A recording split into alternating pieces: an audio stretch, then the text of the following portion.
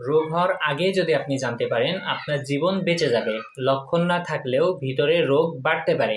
প্রিয় দর্শক, বাৎসরিক চেক আপে একটি যদি চেক আপ করেন, সেক্ষেত্রে দেখা যায় যে রোগটি সহজে সুপ্ত রোগগুলো ধরা পড়ে এবং জটিলতাও কমে।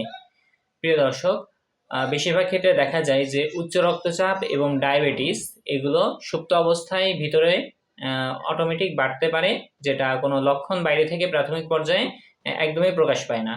লক্ষণ হিসেবে উচ্চ রক্তচাপের বেশিরভাগ ক্ষেত্রেই কোনো লক্ষণ থাকে না। খুব কম মানুষের ক্ষেত্রে মাথা ব্যথা মাঝে মাঝে হতে পারে, এমন কিছু লক্ষণ থাকতে পারে। এছাড়া তেমন জটিল কোনো লক্ষণ থাকে না।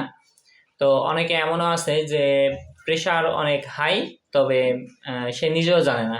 আমরা মাপার পরে বুঝতে পারি যে সে হাইপারটেনশনে ভুগছে। আবার অনেক রোগী আছে যাদের প্রি ডায়াবেটিক, অর্থাৎ ডায়াবেটিস এখনো হয়নি, ডায়াবেটিসের পথে যাচ্ছে।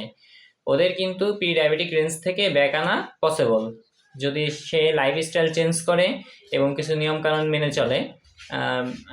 ঠিকমতো দেখা যায় যে নির্দিষ্ট পরিমাণে সে খাবার দাবার গ্রহণ করে, সেক্ষেত্রে তার প্রি ডায়াবেটিক থেকে ব্যাক আসা অবশ্যই সম্ভব।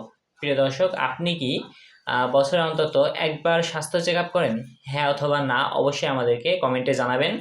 ভিডিওটি ভালো লেগে থাকলে অবশ্যই একটি লাইক করবেন। আপনার পরিবার ও বন্ধুদের মাঝে ভিডিওটি শেয়ার করে দিন, যাতে তারাও জানতে পারে।